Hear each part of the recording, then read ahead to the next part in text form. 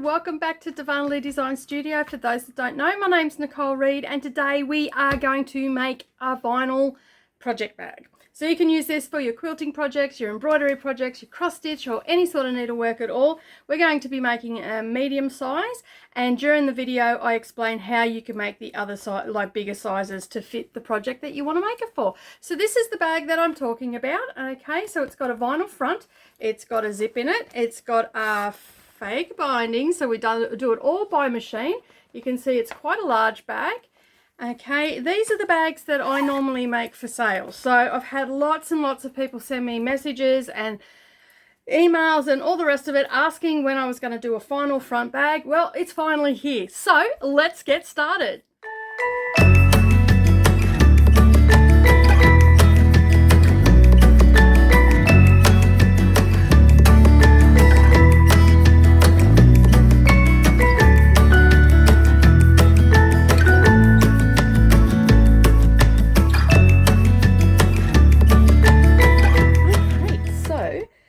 We are going to make our project vinyl bag today. So these are the ones that I make and sell in my Facebook group, but there's lots of people out there that can sew, so I thought that I would show you how I do it. So there are a few things that you're going to need. Obviously you're going to need an iron and an ironing pad. You're also going to need a rotary cutter, some quilting rulers. You're going to need some thread snips. This is not necessary, but very, very handy. A tailor's awl. You're going to need some matching thread, and I'm using white today. And you're going to also need a zipper foot for your machine. Now, there are many different zipper foots out there. I got this one, I got it off Amazon. And it attaches to the shank of my machine, which I'll show you how to attach that in just a moment. But I find this one's a good one because it actually can adjust, so you can sit it to where you need to, especially if you've got a basic machine and your needle doesn't move backwards and forwards. So sometimes that can be a little bit of a problem. It doesn't go far enough. So this is really good. And I find that this bit here sits really nicely on when we're doing the binding and also the zipper. And I don't need a Teflon foot.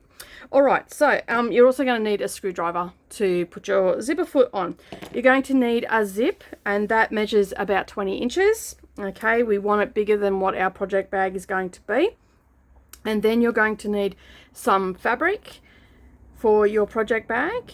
You're also going to need some vinyl for the front of your project bag. You're going to need some non-woven interfacing.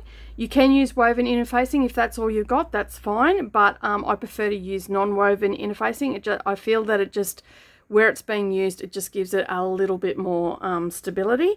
You're also going to need some fusible fleece. Now I use Matilda's Own. I'm actually currently out of stock of that, but I will put up a list. There are many different brands out there that you can get, but I will put up some links down below where you can get all this stuff. You're also going to need, but it's not necessary and I don't always use it, but some people find it a little bit easier to use this, some basting spray.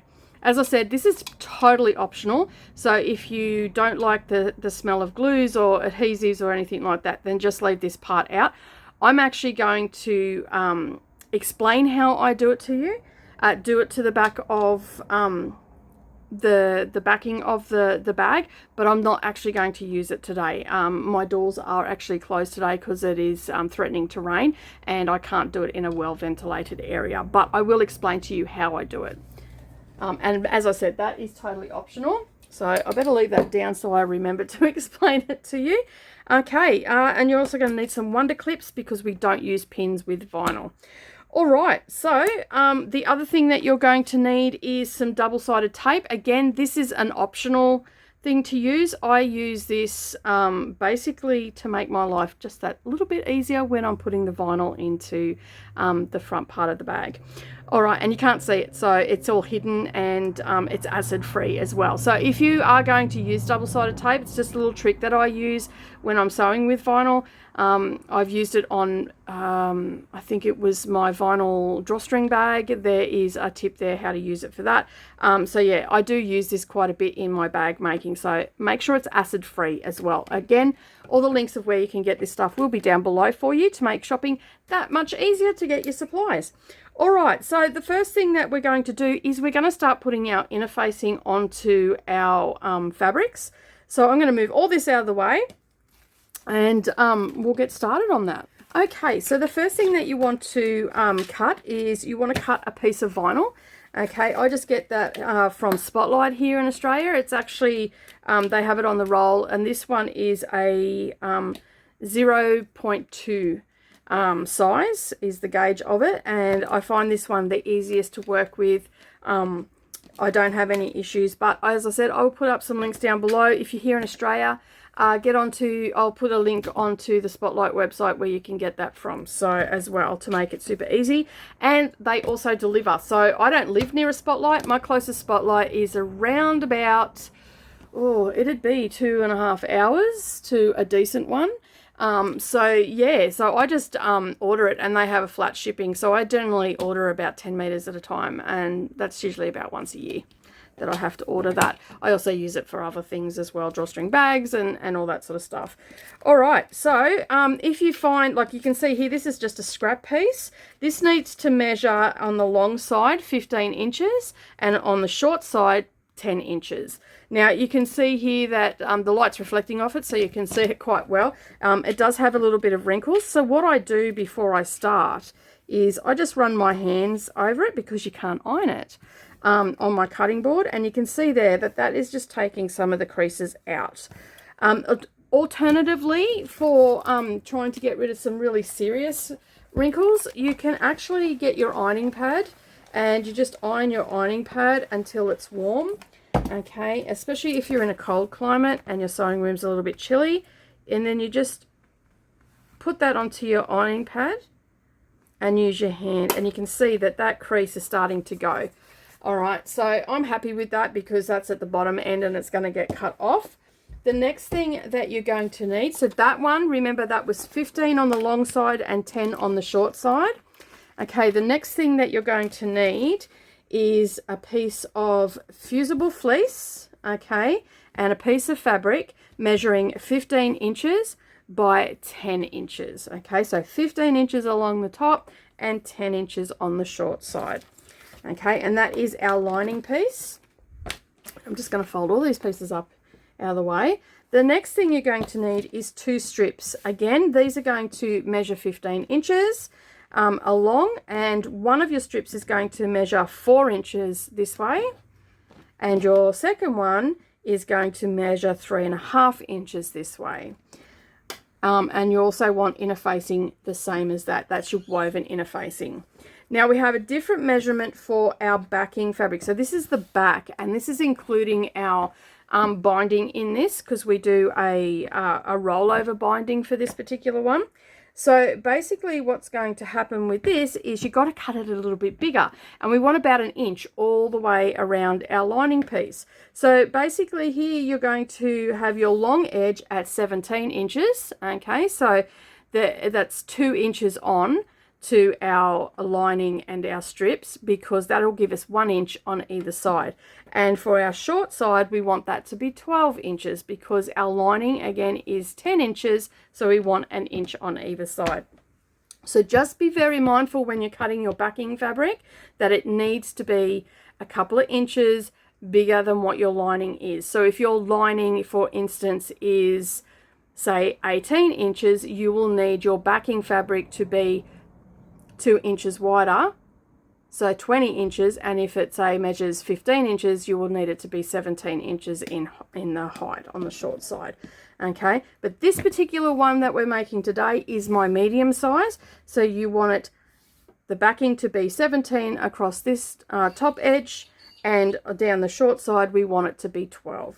inches. All right, so once you've got all that cut, you're going to set your backing aside. That doesn't actually have any interfacing on it. I have played around with these for quite some time, and I found it very problematic to get the binding to work and get nice motted corners with the interfacing on there. Yes, you can leave the interfacing off, but a lot of time you end up, you might not get it quite centered and all the rest of it. So I just found it was easier to just have it off altogether, and it really doesn't make any difference to the bag because you've got the fusible fleece actually going against it anyway.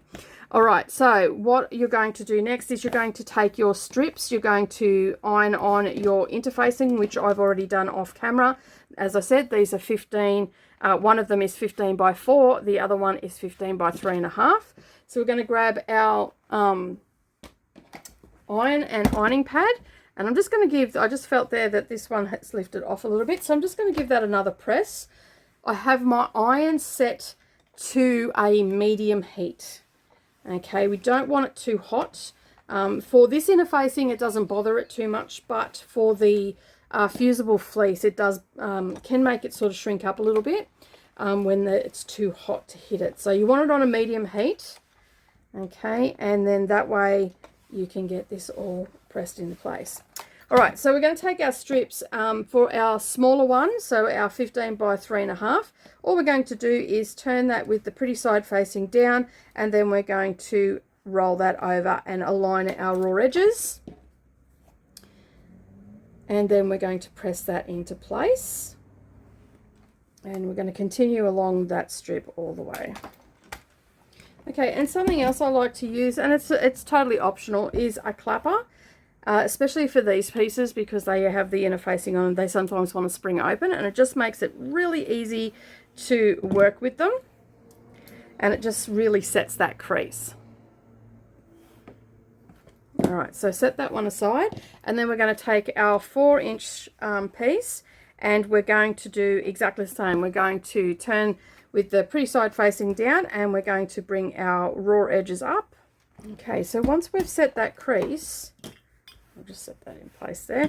Once we've set that crease, we're going to open it back up, and then we're going to bring our edge into that center crease, and we're just going to press that into place. We're going to do that all the way along. Okay, again, I'm just going to hit that with the clapper because I've got to turn it around and do the same thing for the other side. And it just, you can see there, it just sets that crease for you, makes it a little bit easier. So turn that around, and then we're going to get our other side, and we're going to bring that up. Now, you can make these to any size that you want. I do a small, medium, and large, and I just adjust. It's mainly the backing that you want to make sure that you, as I said, you've got a couple of inches on your long side and a couple of inches on your short side. You can make them square if you want. You can do them any way you want to, but the principle is pretty much the same. Okay, so once we've done that, I'm going to hit that with the clapper again, and that's going to just set that in place, and then I'm going to fold it over on itself. Okay, so I'm pretty happy with how that's all pressed into place. We're going to set that aside, and this is what we're going to attach our zipper to. So I'm going to set that aside with the zipper, and we've got a little bit more prep to do. The next piece that you're going to grab is your lining piece, and you're going to grab your inner facing as well. Going to lay that on top. Okay, now your fusible fleece will have a bumpy side and a smooth side. You want the bumpy side to touch the wrong side of your fabric. Okay, and then with a warm iron, you just want to press that in place. And it doesn't take long. You just want the heat to come through to the glue, and it'll start to adhere to it very quickly. My iron is generally set on a silk setting, so between a silk and a nylon setting, because both those fabrics can scorch really easy. So I know that it's not going to affect the it's not going to make the fusible fleece shrink down. So sometimes when you're ironing it, if your iron's too hot, it can actually shrink, and that's where you get like creases and it not like it adheres okay, but you get creases with it and you don't get that smooth finish, and you can never get rid of them once you've got them. I do find though that you can put something heavy on it if it's still hot, and that can sometimes help if you've run into that problem. You can also run your clapper on it like I'm doing right now. Even though I haven't run into that problem, I've just got into the habit of doing that. But as I said, the clapper is not necessary. It's just a tool that I use in my sewing room. All right, so once that's on, we're ready to head to the sewing machine. All right, so we're just going to set that aside, move our iron and everything out of the way. So you can see here we've got our sewing machine, and we've got to put on our zipper foot. And basically, I'm just going to move this ruler out of the way because it is definitely getting in my way. Sorry if I made the camera move then. I'm just going to bring this in a little bit closer. Okay, so you can see that there. All right, so basically what happens is we're just going to put this on, and it just, if I can just come in a little bit closer and tilt that camera, you might be able to see. I don't think you're going to be able to see, but basically you've got your bar that comes down that you put your presser foot on. You take off your, because I had this already set up, where is it? You take off your foot and your shank. Not your shank, the bit that connects to your shank. Here it is. Okay, so I have taken this off. So this normally, the screw sits into that and you do the screw up, and then this clicks onto it. So your machine might be a little bit different, but this one for my Singer, that's what happens with it. So I've taken that off. And then what happens, you can see here, there's a little U shape that actually goes around where the screw sits, and then you tighten the screw, and then this holds into place. And then you can adjust where you need to have your zipper foot sitting. So I just pop that on, tighten up the finger, tight the screw, and then grab my screwdriver, and you can see there, I've got a little bit closer for you, that presser foot now moves. So I can, if I don't have a machine where the needle moves, in my case it actually does. So you can see here it moves. If you don't have a machine that does that, this is where this presser foot comes in handy. All right, the next thing that you want to do is you want to grab your piece that you just folded in half, and you want to grab your zip, and then on one side we're just going to top stitch this into place. So I'm just taking my stitch length up to around about a 3.5, and then I'm just going to place this under. And as you can see, I'm starting up at the zipper pull end. I don't actually have to move the zipper pull. And now what I'm going to do is I'm going to put my needle in the down position, move that zipper pull out of the way. I'm going to let the sewing machine just feed through, and I'm just going to keep the edge of the, I'll just grab this. I'm just going to keep the edge of the presser foot on the edge of the fabric, and I'm going to, on my zipper, there is a line of different style, like it's like a different thread, like a different weave. I just keep it lined up to that, so I don't want to get too close to it. Okay, because otherwise my zipper won't work properly. So this is around about 1/8 of an inch between the zipper teeth and the edge of my fabric. So if that works better for you. And I just eyeball this, like I don't get out and measure it or anything like that. So that's how I generally do it, but there's another way that you can do it. So what I do is I get my double-sided tape, okay, and then I cut a piece just a little bit shorter than what I need. Okay, and then I'm going to place that away from the edge, each end, and then I'm just going to place it like this. Okay, so you can see that there. I'll just bring the camera straight up. So I'm just going to place it like that, and then I'll just finger press that down. Okay, and this is where this double-sided tape really comes in handy. And I do this often for a lot of zippers and stuff like that. Although, as I said, for these I don't tend to do it because I make so many of them. I can sort of just eyeball it now. And then what I'm going to do is I'm going to get my zipper, And I'm just going to lay that down in front of me, okay, and then I'm just going to place my fabric where it needs to go. Okay, and making sure that I'm not pressing down too hard and that it's nice and straight. Okay, so now that is stuck into place. It's not going to fall off, okay? And then what I do to save myself some time, I grab my other piece, okay? So your folded edge is near your teeth, okay? And this is your raw edge. So that's going to get encased into the binding. Just put this out of the way a little bit. Okay, and then you've got this other piece that we folded in on itself. Okay, we want the open edge to face away from the teeth and our folded edge again to come into that. Okay, so you can see there, that's how it's going to sit. So what I will do is I will get some double-sided tape again. Okay, but as I said, this is something that I don't do anymore, because when you make so many of them, you just get into the swing of them, especially when you're doing 4 or 5 a day. It is quite tacky, so just be careful of that. And then all I'm going to do, as I said, the folded edge goes up near the teeth, and I'm going to center it and place that down. Okay, now I haven't touched the center of it, so I can bring that up a little bit. Now I'll press that into place. And that is on there. So now what I can do is I can head to the sewing machine and I can stitch it down, and I'm not going to have to worry about it shifting or anything like that.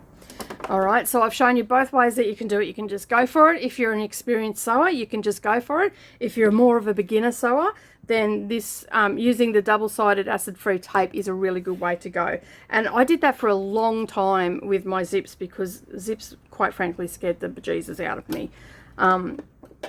So yeah, and then I just line it up where I said I was going to line it up before. And so you can see here that I've still got it in the same spot. So the needle is in the down position and the edge of my presser foot is at the edge of the fabric. All right, so we're just going to start stitching and stitch that into place. And you just sort of let it feed through. You don't really have to guide it too much. Just, yeah. And the reason that I say to do that is because you can actually warp your zipper if you pull on it too tight or anything like that. So just let it feed through. If you've had any movement or anything like that, you can adjust. But you shouldn't get any movement with the double-sided tape.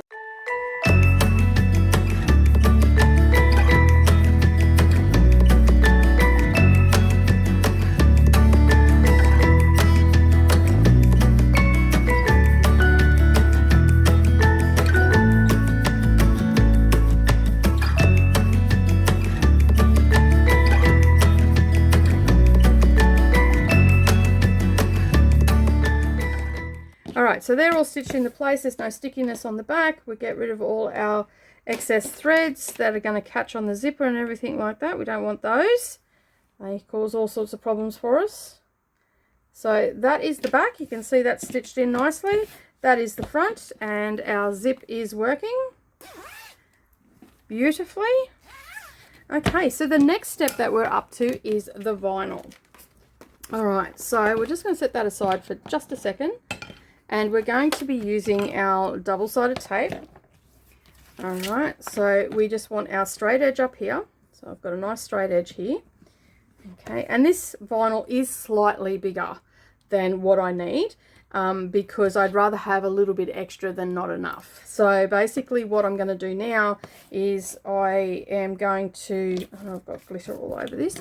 I'm basically going to take a piece of double-sided tape,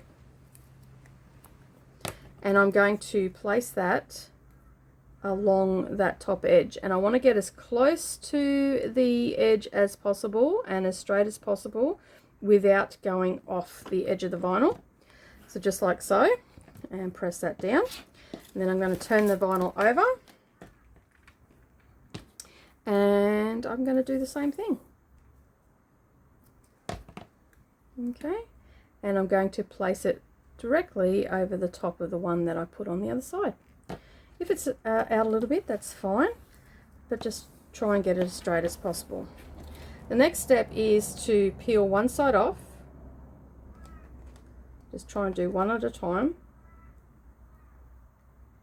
Sometimes it's temperamental to get started. Okay, and then very gently, without getting stuck everywhere, okay, and trying to keep it off the cutting mat, you want to bring it in to our zipper. All right, so basically you've got that end, so you've got our big end here that's going to get encased in the binding, so that's the top of the bag, and this is the bottom of the bag. So what I do here is I just open this up, I bring in my vinyl, okay, making sure that I'm centering it, and then I just place that down, and I bring the vinyl up to where I've stitched, so I get it up in there as good as I can, and then I just press with my fingers it into place. So now my vinyl isn't going to fall.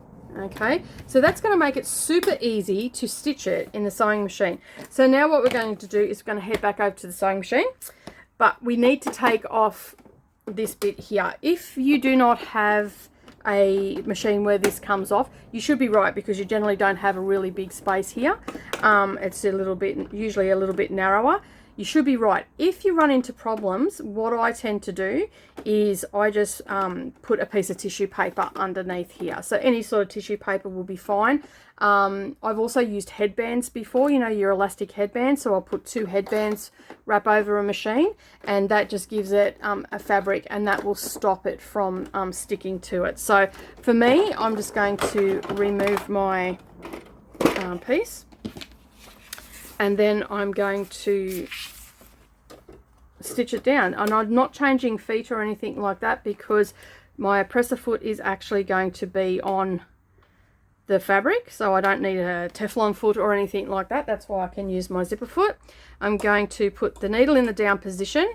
Again, I am going to have my presser foot right on the edge of where this fold is, and that's going to stitch about 1/8 of an inch, and that's going to hold it in place.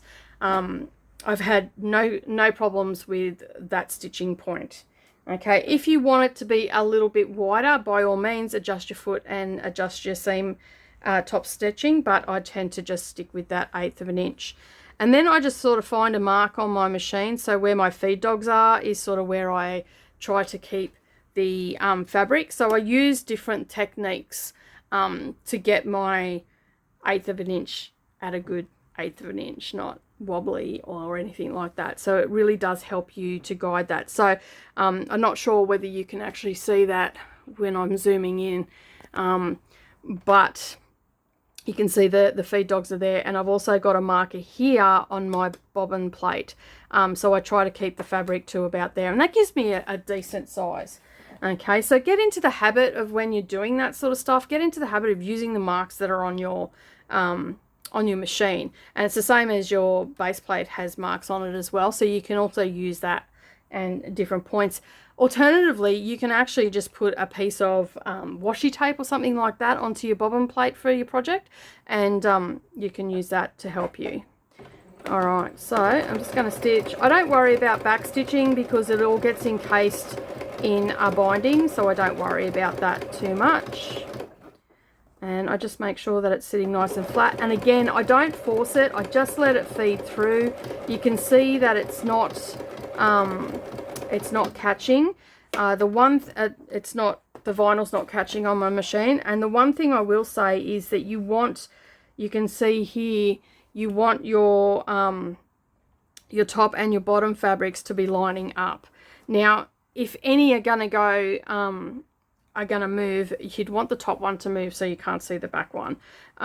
Yeah, so basically it just gives it a neater finish. But if you've used the double-sided tape, you should be fine. It won't shift on you. I've never had it shift on me, and I always use the double-sided tape for this step.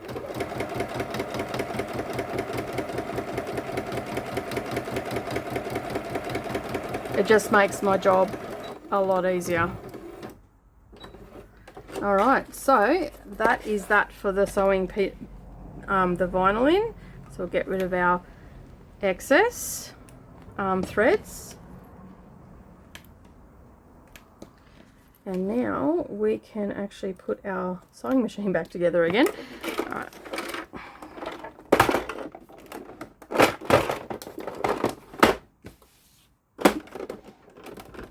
Okay.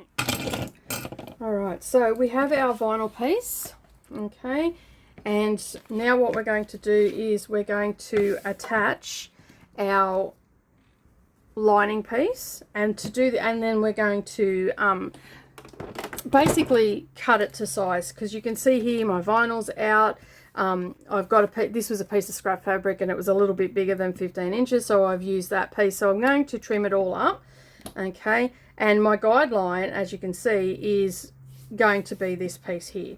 All right, so what I'm going to do is I'm going to center my bit onto my lining fabric. So you want that right sides up, and then we're just going to place our vinyl front of the bag on there, and I can see that that is lined up. So now what we're going to do is we're going to start on this side where the zipper stop is, and we are going to trim off that side. So you want to just grab your quilting ruler, okay, you want to make sure that you're using the lines on your mat to just make sure that that is sitting nice and straight. I can see here that it's running straight there, it's running straight along there. So I'm going to be able to place my ruler now, and I'm just going to move this clip here. Now your ruler will stick to the vinyl, so you want to make sure that you've always got pressure on it with your other hand. And then what I'm going to do is I'm going to line up on my ruler with the mat, so I've got a nice straight edge, and I'm going to cut a little bit off. Okay, so that bit is gone, done. So that's nice and straight. So now I can just, having my hand in place here, you can see I haven't moved that hand. I can now put a couple of wonder clips here, and that's going to hold that into place. And then I can come over to this side, and I'm going to take my zipper pull in, okay, and I'm just going to move that wonder clip. And again, I'm going to use my mat and line up that straight edge that I just cut, and this corner and this top edge, to make sure that that's nice and straight. And then I'm going to use as a guide my,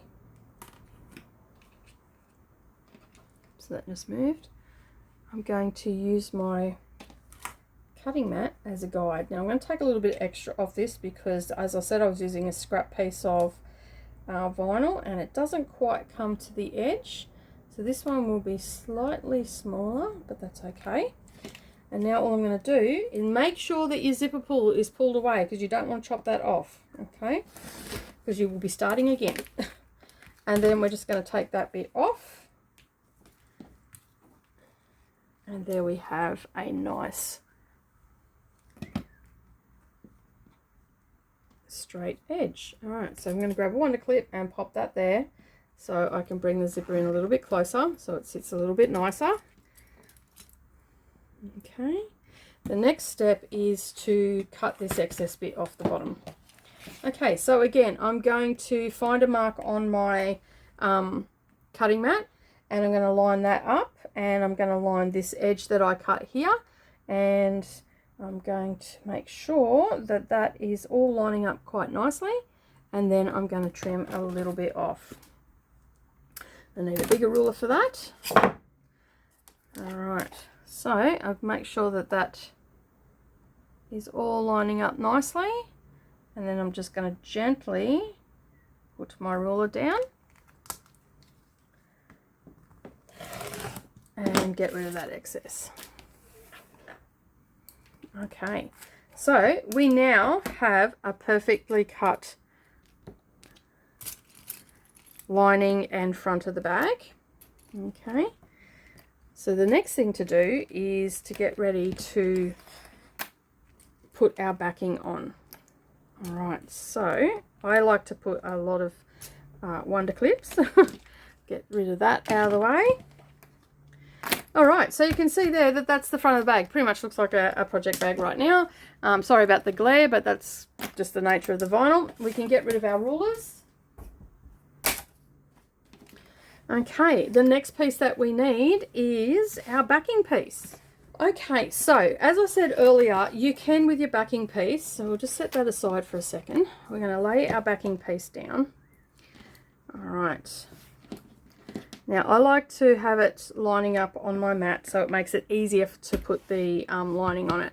But as I said to you earlier, you can use the basting spray. If you feel more comfortable using that and you've got a well-ventilated area, by all means go ahead, you can use it.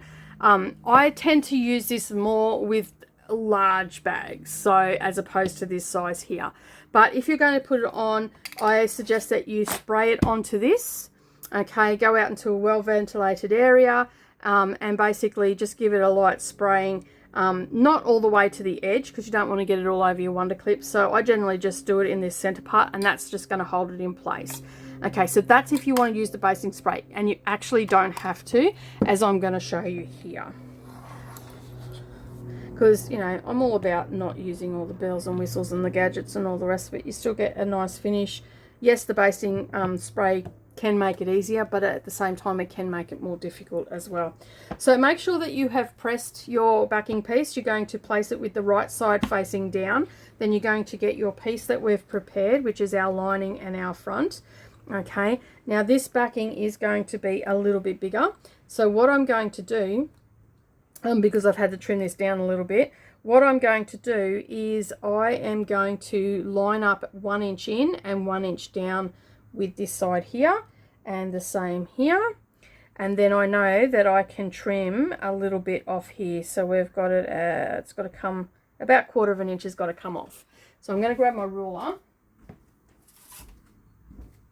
and I'm just going to unclip these clips just for a moment, and then I'm just going to use my mat and take that 1/4 inch off. Okay, and the only reason that happened is because I had to come in a little bit because, as I said, I was using a scrap piece, and I probably should have checked it before I got on camera, but I didn't realize it had an angle on it, and so yeah, I've just had to come in a little bit, so just by 1/4 inch. So you can see there, that's all I've taken off the backing fabric. Okay, and now that is measuring definitely 1 inch from where I've got the edge of here. Okay, and I'm just going to again pop those wonder clips on there because these come in very handy. Now at this point, if you're going to be selling these, or you're going to be making from someone else and you want to put a little label, handmade label in there or anything like that, I put mine on and I put them in here. So I'm just going to go grab one because I forgot to grab one. So I have these little pink labels, and then all I do is I just lift up the vinyl and the off the lining, and I come in and just pop it in there, and I find that's the nicest place for them to sit. It doesn't get in the way of you putting stuff in and out or anything like that. All right, so this is the tricky part for some people. How do we get our binding on there? How do we get it looking really nice? All right, so basically all I do is I start up here in this corner, and I start in the same spot every single time, and if you do that, you will end up getting more confident in doing that, the binding this way, and you will get a nicer finish. All right, so all I do is I fold down, and then I fold it down till the edge, and then just finger press it. So I've got that 1 inch, I folded it down till I've met the edge of the bag, and then I just roll that over. Now I don't pull it too tight, because if you pull it too tight, you'll take away from down the bottom here, and then you won't have enough. So you just want to loosely bring that over, and then I'll place a clip into spot. Now what you're going to do is you're going to turn it, okay, and you're going to finger press again, this here. You're going to remove that wonder clip, and then you're going to fold it over, and hopefully I can come in a little bit closer for you to see that. Okay, so you're essentially creating a 45-degree angle, and you're going to bring that over to the edge of the bag. Okay, and then you're just going to hold your finger there, And then what you're going to do, you're going to do exactly what you did up here. You're just going to fold that down till you you might have to remove another wonder clip like I am right now. And that is going to come to the edge of the bag, and then you're going to roll that over. Okay, and that's when you sort of adjust. So I could probably take that up just a little bit. It was probably a little bit too close, that mitered corner. Okay, so I've come up a little bit away from the bag where that fold is, and then I'm just going to bring that down again, and then I'm going to roll that over. So hopefully you can see that. So I'll zoom in as close as I can. So you can see there I've got a nice mitered corner. So this folded edge is meeting up with this folded edge here. Now, where is my tailor's awl? See if that can give you a clearer picture. So you can see here, nice mitered edge, and this is meeting up. And this is where I'm going to start sewing as well. So what I do at this point is I just grab a clip and I pop that in there, and that's going to stay there without a problem. And so I can continue on. All right, so we're just going to, and you can see it's just starting to roll itself because we've got it happening there. You just want to have your fabric coming up to the edge of the bag underneath. So I've just folded that over, and then it just rolls over. And it makes it super easy by putting these clips on. And you know what? I'm of the belief the more the merrier. Because it's just going to hold it into place. And I always like to have one on the zips, because the zips sometimes they don't sit flat as the rest of it. So you can see there we're getting a nice binding happening. Okay, so I'm going to turn that again, and I always turn it. I don't try and work it the same way. I turn it the way I'm going to go, and it just makes it a lot easier to do that. All right, so again, we're just going to do exactly the same thing. Now this time you can give a little bit of a tug on this corner just to make sure that we've got our inch, because sometimes it can pull up a little bit. And then we're just going to, again, we're going to finger press that, and then we're going to fold it over. Now, again, you might need to adjust. You might have to have it come right down. You might have to have it a little way from the edge of the bag. And I always just start with it coming in as close as I can, and then I roll it over. And this one is giving me a nice, just have to tug on that a little bit. I'm just not giving me enough there. So if you find that you don't have enough, just give it a bit of a tug. Okay, and roll that over. And you can see there that I play with it. So I just sort of play around until I get it to sit right. So you can see there I've got a nice mitered corner. And now I can continue along till I get to the other one. And again, I'm just going to roll that under. Not pulling too tight because we still haven't put this one up here yet. So you want it to have about 1/4 of an inch all the way along. And just popping your wonder clips as you go.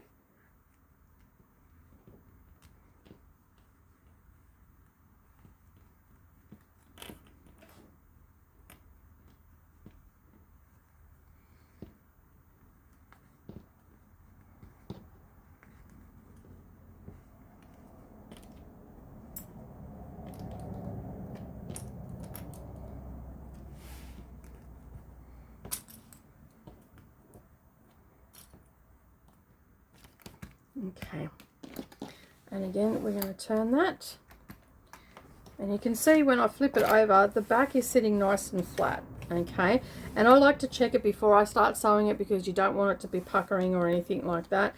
Always double check it, and I usually do that at the end. I don't sort of do it as I'm doing this. You sort of just get into the swing of things and you just go for it. And again, we're just going to roll that over, and that will just give you a nice mitered corner. If you follow the principles that I showed you up in that first corner all the way around, you're not going to have any issues whatsoever. Okay, just give it a little bit of a tug because that other side is all sorted. Now, I always put that one back on because I cannot tell you how many zippers I have accidentally pulled off. I always have some sort of like stopper there, be a wonder clip or a pin to stop that from happening. So you can see you're getting a nice beautiful binding all the way around. Now, if it's your first one that you've ever done, okay, and you find that you're having trouble with the binding, just take it really slow. If it's a little bit wonky, don't worry about it. You will actually get better at time. And if you're making these for quilting projects or cross-stitching or whatever you're going to use, embroidery, anything like that, I'm sure that you've got many projects that you've got there that you need to get into project bags, so you've got ample opportunity to practice.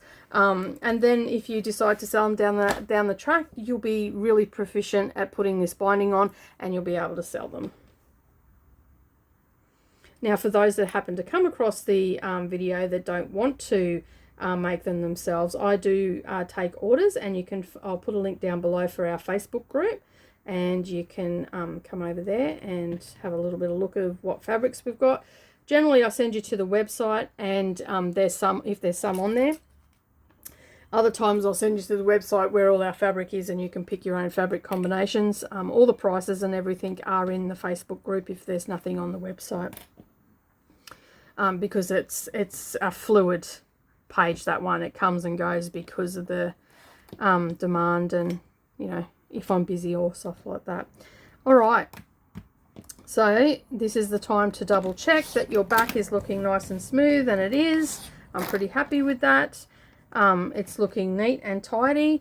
This one here is just giving me a little bit of grief and not rolling over properly. So this is the time to adjust it. Okay, and once you've got, like, if you find a little bit of puckering on the back, or it's not sitting as flat as you want, now that you've got your binding rolled over, you can actually give it a little bit of tug like I'm just doing here.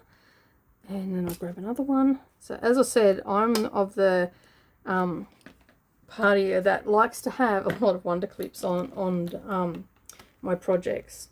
Okay, so I can see now that that is sitting pretty good. I don't have to iron it or anything like that. It's all just finger pressed. And now we're going to head to the sewing machine and we are going to stitch it down. Again, we're going to use our zipper foot. It makes it super easy. And we're also going to need our tailor's awl as well. All right, so let's get that camera tilted a little bit. We're going to start in the corner that we started with putting our binding on. So that's just a habit that I've got into. That's where I like to start. It's in my brain. It's like muscle memory now. It's just where I start, and you'll find that if you start making a lot of these, you will get into that sort of rhythm. All right, so basically what we're going to do is we're going to start in that corner. We're going to remove that wonder clip, and I'm just going to hold that mitered corner in place with my tailor's awl, and then I'm going to put my presser foot down and the needle in the down position, so I can let go now. It's not going to give me too much grief. It's not going to move or anything like that. That mitered corner is held into place, and I start a little bit down from the corner for my sewing, so when I come back around to it, I can get the tailor's awl if I need to adjust or anything like that. All right, so I'm just going to get my wonder clips into place. I'm going to get all the stuff out of the way that I can knock over. All right, and adjust that machine just a little bit, bring it a little bit closer. And I've got my tailor's awl. I've got the needle in the down position. Now, I do not back stitch at this point. I only back stitch when I come back around. Okay, so that's one thing to remember. And then all I'm going to do is I'm just going to start stitching. And again, I have the edge of the presser foot against the edge of the folded fabric.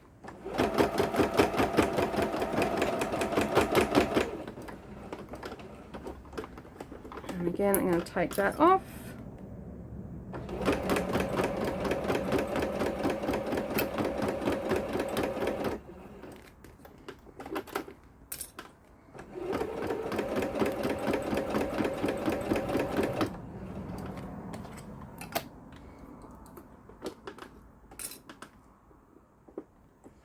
So I like to just use my tailor awl to just pull the fabric a little bit tighter. And as we come down, we might get a little bit of a raise in the fabric there. So what I tend to do is I just, with my fingers holding that mitered corner in place, I get my tailor's awl and I just, the part where I'm stitching, I just tuck that under. Okay, and what happens is that ends up giving you a really good mitered corner still, and you don't have to worry about any puckers or anything like that. For the most part, this is all top stitching. Okay, so I come down and I've hit that mitered corner, that's holding in place. So what I do now is I have an automatic back stitch, so it'll stitch one stitch forward and then back for two, and I do that coming down. And that just holds those miter corners, because you're going to put a little bit of pressure on them when you're putting stuff in, and you don't want your thread to pop. So I go one, and it goes back. Well, it's actually 3 stitches. And then I stitch on that, back down to that point, and then I lift the presser foot up and I pivot. And again, I come down 2 stitches, and I hit that back stitch again. And once I pull that out of the machine, I will show you what that looks like. And I just do that in each corner, basically because that's just going to give it a little bit more security and durability as well.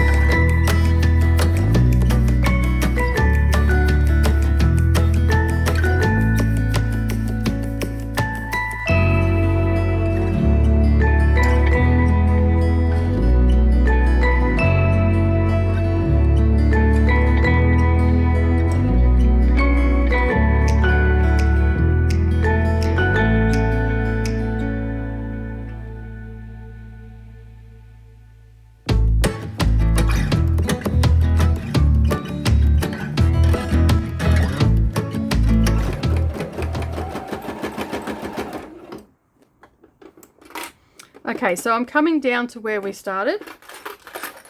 Okay, and I'm pretty confident I can let it go now because this is already stitched into place. So you can see here that I didn't start right up on the mitered corner. I've actually started just down a little bit, because what that means is you can see there, so how the fabric's not matching up because it's been released out of the Wonder Clip and I'm not holding it. So now what I can do is I can put a little bit of tension on that, and you can see I've now got a really good mitered corner. Okay, so basically that's why I just start, it's probably 1 stitch down, and basically that is just going to make it so much easier to get that last corner mitered really well. So now what I'm going to do is I'm going to come up to that corner, keep stitching,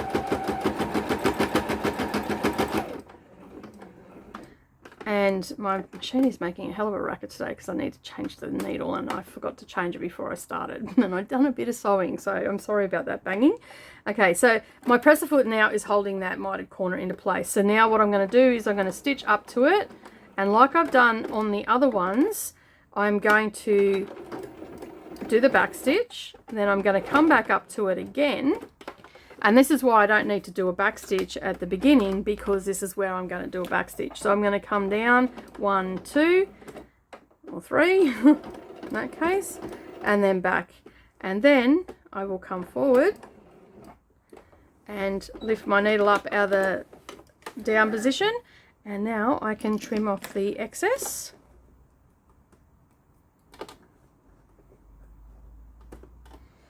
And now I will show you why I stitch these. So I'm just going to straighten the camera back up. So you can see there, it's all stitched in place. Sewing machine out of the way because we don't need that now.